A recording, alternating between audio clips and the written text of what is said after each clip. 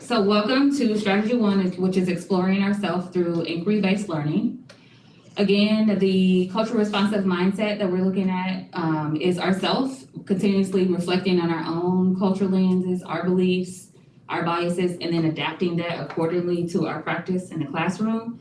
And so the two key actions that we're looking at is key action number 1, which is asking questions when planning individually or with groups of teachers that challenge the cultural assumptions or biases that we may have. And key action 3 is continuously engaging in self-reflection and conversations that are going to push our understanding of our own biases and beliefs and how sometimes our biases can impact the interactions that we do have with our students. And so the question that we'd like for you to kind of think on and ponder with is, how do the highlighted phrases support self-reflection of your own instruction? So looking at the two key actions that we've just kind of looked at and talked about, how do those phrases support self-reflection of your instruction? Take a second to think on that and feel free to either unmute yourself and answer, or you can put your answer in the chat.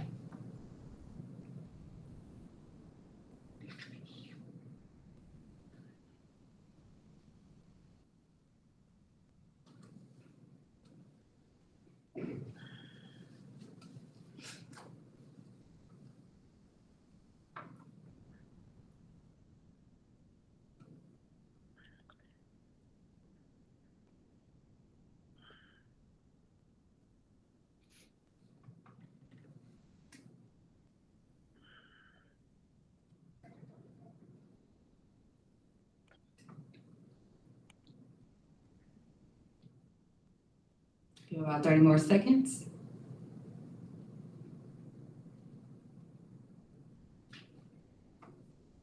Got some good wait time. I like that. I was even thinking about the question for myself. Yeah.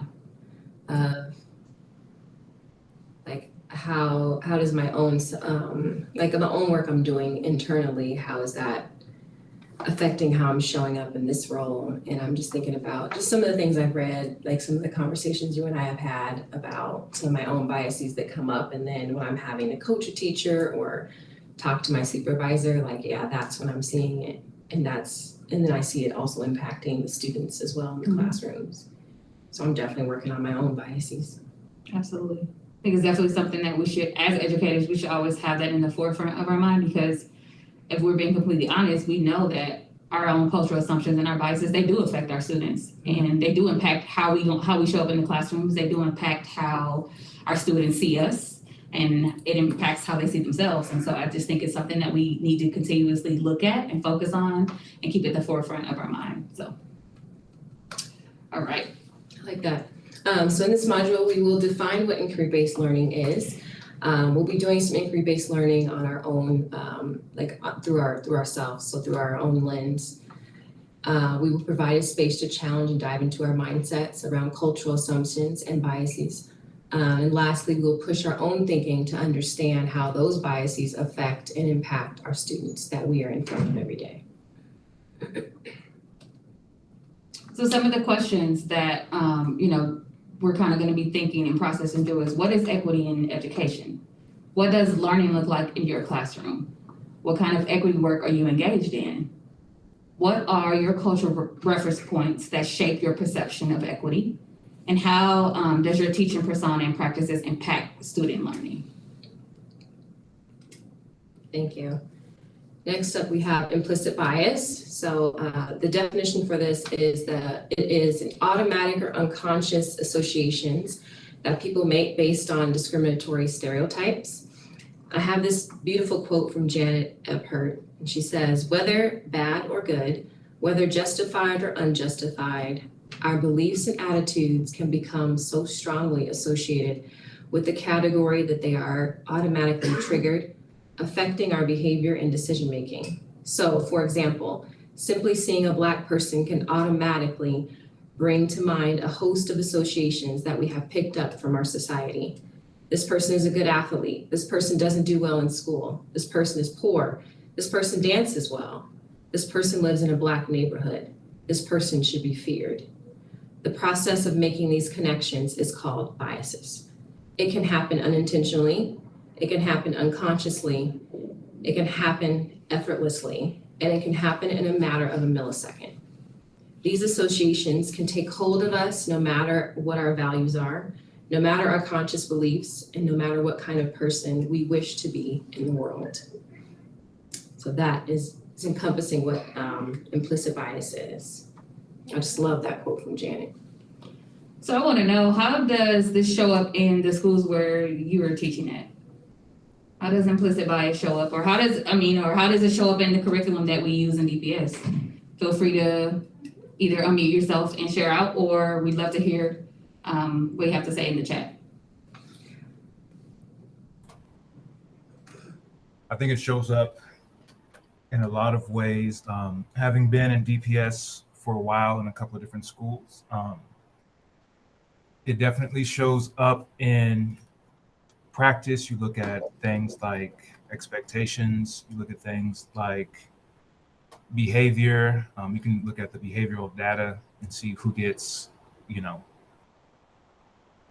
punished to what degree and what level based off of, these biases. In conversations that you hear, I'll never forget hearing a former colleague of mine talking about how she was afraid of a second grade little black boy.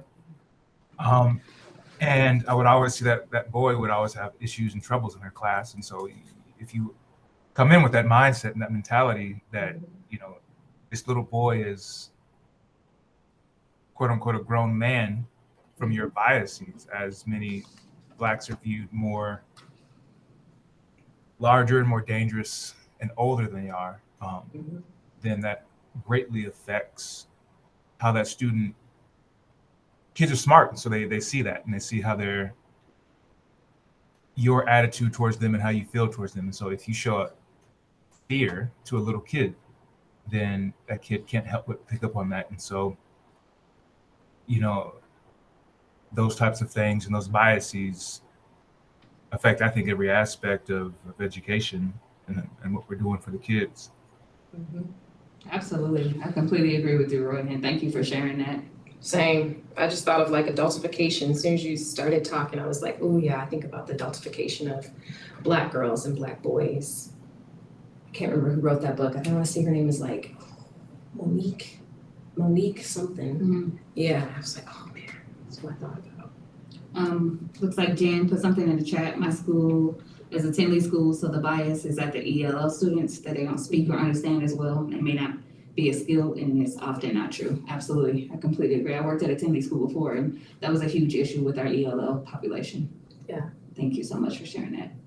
And one question that you can pose, Jen, like when you hear people say things like that, this was advice from a coworker of mine. You can ask them, what are you gaining from holding on to that belief, right? So when someone's coming to you and they're like, well, the EL students, they don't know this, or they can't speak English. Like, okay, well, what are you holding? What good is it doing for you to hold on to that belief? Like, how is that benefiting you to hold on to that thought or mindset?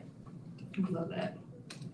All right, so what is inquiry-based learning? So inquiry-based learning is a form of active learning that starts by posing questions. You're posing questions to yourself, problems or different scenarios that you're asking yourself. It is complete in contrast to traditional education, which we think about in traditional education is like the teacher presenting all the facts and all of the knowledge that they know about a topic or a subject. But with inquiry-based learning, it requires more of that the teacher steps back from that role of like sharing all of their knowledge into more of a like facilitator role instead of a lecturer. And so then inquirers will identify and research issues and questions and pose these questions to themselves to develop knowledge or solutions within them. So inquiry-based learning includes a lot of problem-based learning, and it's generally used in a small scale with like investigations and projects in classrooms and a lot of research. And so, we just want to kind of to bring in that lens of like with ourselves, looking at inquiry-based learning, but asking ourselves these questions of how, we can increase equity in our classrooms through the lens of inquiry-based learning. I love that. So we wanted to start our own inquiry-based learning of showing you what it looks like. So we're going to do a Jamboard today. So we did this model of the KWL. Most of you know it. What you know, what you want to know, and what you learned. So in a classroom, it might look like something like this. You'll start with a warm welcome, SEL. You'll introduce the CLO, content objective. That's what the student knows. You're like, this is what I know. Then you will start by building in some of their background knowledge. So that's like, I know, or maybe, I want to know a little bit more. And then the I learned part would be the activities that you're doing. And also like the summary or exit ticket. If you're like K5, sometimes we do a lot of exit tickets. So I want to show you this Jamboard. If you don't mind going to the next slide, Shayla. Yes, so and Drew's also gonna slap the Jamboard in the chat for you to join. Thank you. All right. Here is the Jamboard. It's very, very short. So yeah, so there's about 4 pages in the Jamboard. We're gonna give you about 5 to 7 minutes to complete it. And it's like just your own very short inquiry into like what I want to know about equity in education or in the USA, something that you've learned, something that you want to know more about. There is a short article that we'd like for you to read. I think it's on slide number 3. So just kind of go in and complete that Jamboard. Like I said, we're going to give you about 5 to 7 minutes, and then we will come back together and we will talk about it. Yep, discuss it a little bit. So I'm going to go in there too. You'll see some answers already because we put in 6 to 12. Yeah. So the secondary secondary people answers also in there. learned it too. Yeah. I'm gonna go put some answers in there too. All right. Set a timer. Yes. So we will work on this for the next 5 to 7 minutes, and then we'll come back. We'll discuss a little bit, and then we'll keep it pushing. Thank you. Let us know if you have any questions or if you need any support during the Jamboard. And feel free to turn your cameras off if you would like as you're working.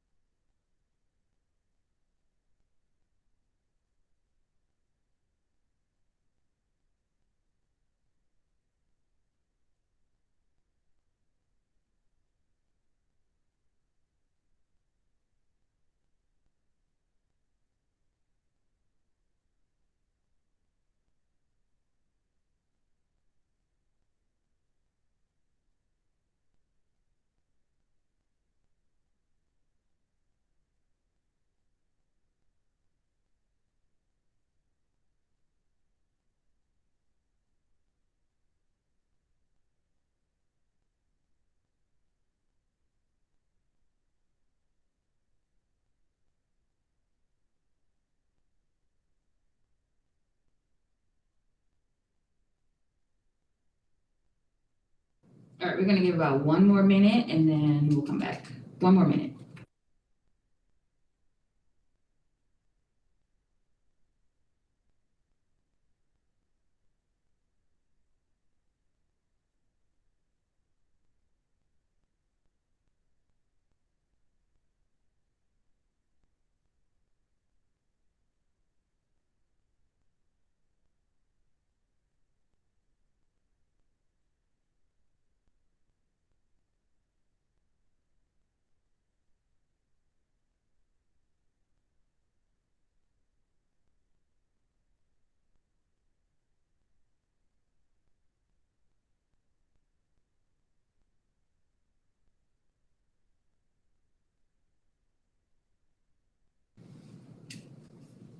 All right, thank you so much for participating in that Jamboard. We were seeing some amazing responses that were popping up, which could start some really good conversations. So thank you for the feedback, and just for the knowledge that you have already put in there. Awesome. All right. So moving along, we're going to jump in with more of an independent inquiry into yourself and your instructional practice, and we're going to use Pear Deck. This is another great way that you can incorporate tech into your classrooms. If you were doing some type of self-inquiry lesson or thing with your students, you could totally incorporate, again, like we said, Jamboard, but Pear Deck is also a great tool that you can use to incorporate. Having your students go through and as you'll see through the Pear Deck, some of the questions that we ask is to be a great way to get your students to kind of think about questions that they may have and self-reflect on the things that you may be asking in class. And so we're going to ask you to engage in this inquiry, and we're going to use the framework from Zaretta Hammond's Culturally Responsive Teaching and the Brain with the Pear Deck teachers features. And this is going to be in student-paced mode. So we'll give you about 15 minutes to go through and complete the Pear Deck. Zuri is going to put a link in the chat if she has not already done it. Yep, I did. If you have any questions, please unmute yourself or put them in the chat and let us know. You can keep your cameras off as you're working through this Pear Deck. If you're not familiar with Pear Deck, we also have a one-on-one resource linked in the slide deck. If you're just like, oh, I haven't really used Pear Deck, I want to know more about it, when you're done, feel free to go through and look through the Pear Deck. And you could definitely incorporate that into your classroom the rest of the school year. It's just another tech tool that your students can utilize. It's really awesome. And we, on the back end of we're the teachers, we have the dashboard. So we're able to see your progress as you're going along in this Pear Deck. So it's awesome. Yeah, so as you're going through, Zuri and I will be on, since you're in student-paced mode, we will be on the dashboard kind of looking at your responses and kind of can see the feedback that you're giving through that. So again, if you have any questions, let us know. We're gonna give you about 15 minutes to go through that. So thank you.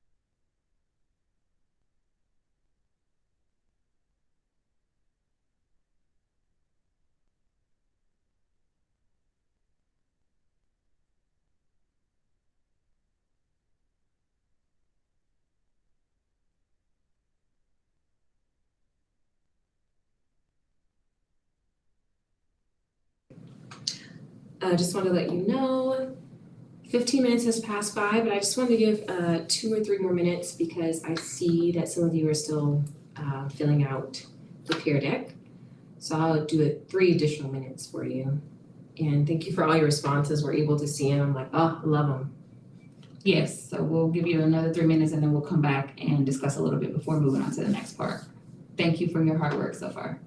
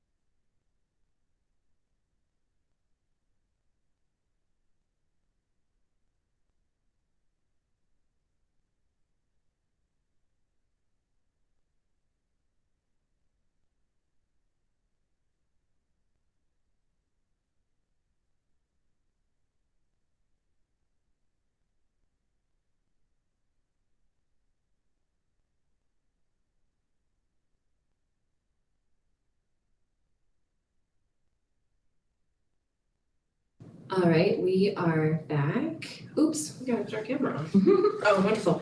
Oh yeah, it's kind of lags. Is everyone done with the Google Forms? Looks like all of you have answered all the questions. I think we're just at the Google form.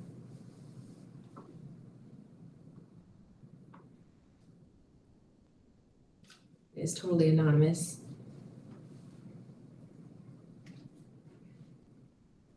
We need a couple more minutes. You can let us know. You can unmute yourself or you can just put it in the chat. Oh, you're good? Okay, great. Roy's good. Thank you, Roy. Roy, I like you. I didn't know that Shayla was coaching with you. Saw some of your answers. I was like, yeah. Yeah, I've been over at Roy's doing he's doing some amazing work over at MS with his students with photography. And, Really? yeah, like some amazing work. Oh, I would love to come because I think Canva. you've talked about him before. I would love to come, Roy, if you're okay with that. 100%. Absolutely. Love to see your classroom. Yeah, it's amazing what he's doing over there. If y'all can, you can come at the same time. Yes, we will make that happen. I'll bring Zuri the next time I'm over there. I would love to. I don't want to put any answers on blast. I was gonna say, Sarah, I saw your answer about your family. You said your family's been here for generations and not the first to attend college, expected to respect and listen to authority figures was assumed. And yeah, I can definitely identify. I have the same thing. I had this mindset growing up of like you speak when spoken to. Mm-hmm. So yeah, I definitely can identify with that. Yes, we saw some amazing answers in the chat. So yes, the Google form is a great way to engage your students if you're doing some guided inquiry in the classroom, and we just want to include it. We wanted to include what that could look like if you were doing a lesson or a topic of something of your choice in your classroom. This is a great way to just incorporate more of those Loretta Hammond's practices, but using the Google form as a tool, as another tech tool as well. And then Sarah, I saw you came off from camera. I just wanted to give you space if you wanted to say something. Sorry.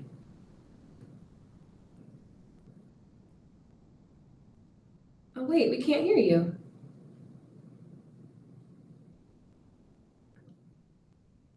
Oh, no worries. I'm sorry, Sarah. Yeah, it's like I know you're talking to me because your lips are moving. Yeah, we can see you talking. And she said, "Oh, you're unmuted. Oh, maybe it's just with Google Meet. I'm sorry. I apologize. Definitely, if you would like to type it, I'll read. I would love to read your thoughts. Sorry about that. Gotta love technology, you know." Yes. But I love these answers. Love to just open it up for the group of what are some next steps for your own practice? What are some things that you're thinking about incorporating just from this brief, peer deck?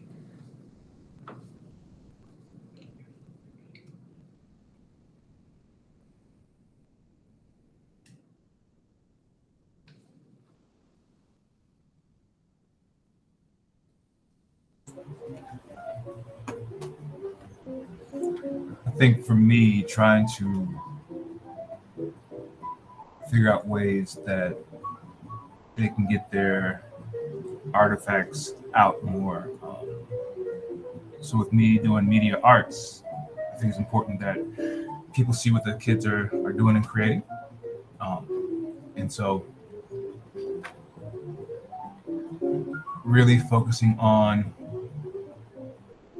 peer type reviews of each other's things and create the completion of projects and those kind of things.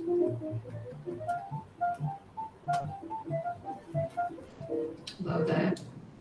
Thank you for sharing, Roy.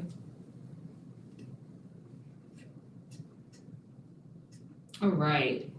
So using Hyperdocs is another great way to open inquiry pathways to your students. So we talked a little bit about this whole inquiry thing is us asking questions and then really reflecting on those questions and how it affects us and how our outlooks on things and our biases. And so we've seen that through the use of Jamboard, how we can incorporate Jamboard through an inquiry-based lesson, or through using Pear Deck. Another great way if you're using technology is to maybe incorporate some Hyperdocs. And so a Hyperdoc is a digital document such as a Google Doc, where all components of a learning cycle are put together into one central hub. And then within a single document, students are able to go to so you provide them with links and they're able to go to those links and use those resources that they need to complete a learning cycle. So here's just an example of what that could look like. And this is another way that you can do that. And so Zuri's going to talk a little bit more about what that hub or that Hyperdoc could look like. Yes, I will post the link. I will post the slide deck for you as well. I wanted to say though one thing. Sorry to go back, but Jen, I was looking at one of your responses, and congrats for getting all your degrees. I love it, and that's like a driving force for you. I can identify with that as well. Same. So that is amazing. Yes. Just wanted to tell you that. Sorry. That is a link to our slide deck. So you will see on slide 26, based on the assessment that you filled out with our Google form.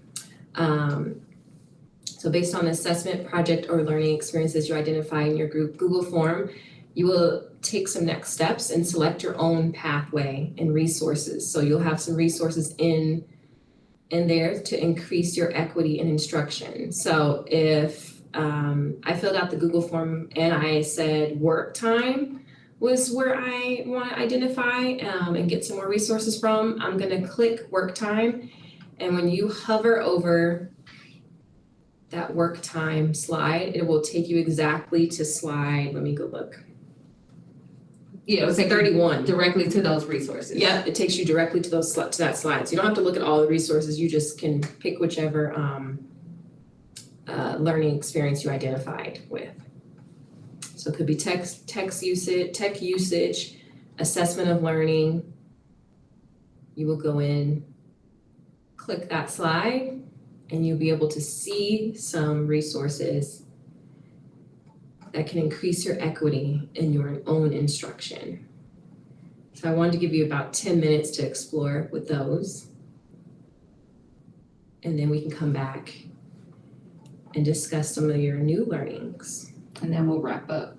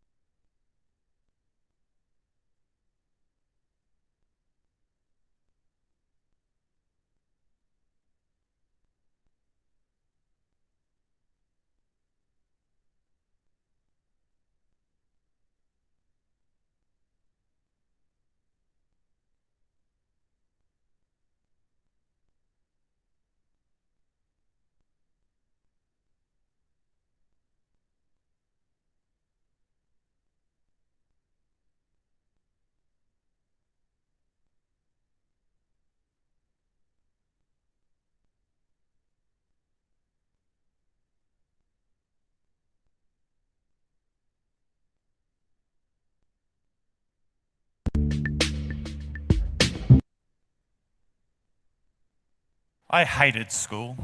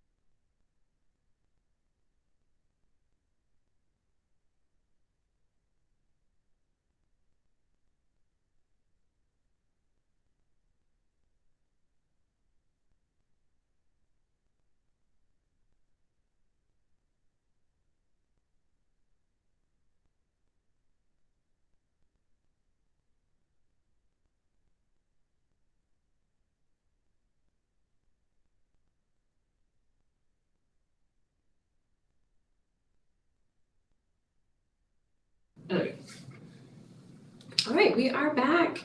Thank you so much. I even went through some of those. I went through the talk time resources, and I love those. That's one of the ones that I didn't do, and I just thought it was cool. Because last year in my classroom, I talked a lot. So just thinking forward of like, okay, next year, what would I want to do differently? Give more time for students to talk. So thank you so much for engaging in that. Our last thing is a whole group Padlet reflection. We just want to really get to capture some of the ideas of like, how will your instructional practices shift? How will you increase equity in education? And how will your mindset shift? Like, how will you personally shift so that then it affects your students? So I'm going to post this Padlet for you to comment. Hold on. And Padlet again is kind of like Pear Deck, but also to the Hyperdocs. This is just another great way to get your students' voices heard. And we know sometimes in the classrooms, especially when we're having difficult conversations, students might not always feel comfortable with like physically voicing how they feel or speaking up. And so giving them a platform like Padlet or like Jamboard so that they can really process the questions, but think about it, but then be able to share out and you can still hear their perspective. It's another great way for students to have voice and agency in your classroom. I also love it too, because like the collaboration piece, like I can see everyone's answer, which is nice. So it gives me kind of some thoughts of like, oh, okay, I hadn't thought about that. Kind of some think pieces. Which definitely opens up further discussions in the classroom too. Yeah, so. For sure. I think I'm gonna fill it out too. But there's 2 questions on there and you can comment on either one. And again, kind of like with Jamboard and Pear Deck, if you are not familiar with Padlet or you're curious to learn more about Padlet, in the slide deck on this slide, there is a link to a resource that gives you an overview of Padlet. Our ed tech team put this together. And it also has 20 useful ways that you can use and incorporate Padlet into your classroom. So again, it's just another great tech tool that you can be using to give your students more access to some digital and technology tools to use in the classroom. So we will give you a couple minutes to fill that out. And then at 11:05, we will return back to the main Google Meet. And it is, we have it in the slide, but it's also up here. And I'll post it. I'll post it as well. Padlet is not free for the district. You do get, I believe, 6 free Padlets. And so what I do is, after I've used my 6, I just go back and I refresh them or like delete the ones that you can save them and then I delete the other ones. And that way I can like continue to use those. But yeah, I think you get 6, but the district has not purchased like the full premium Padlet thing. That could definitely be something. And we are hearing feedback from teachers like, hey, we really want to use Padlet. That could be something that our team can sit down and look at and possibly purchase going forward for next year. There's so many resources, and then we have so many schools like, well, we're not even using that. And so if the district is noticing that, hey, you're not using it, then, we take those licenses away, or we don't, purchase it going forward. But if it's something that we're starting to hear from more teachers like, hey, I use Padlet a lot, I like to use it more, then that's something we can think about purchasing for next year. But you get 6 of those.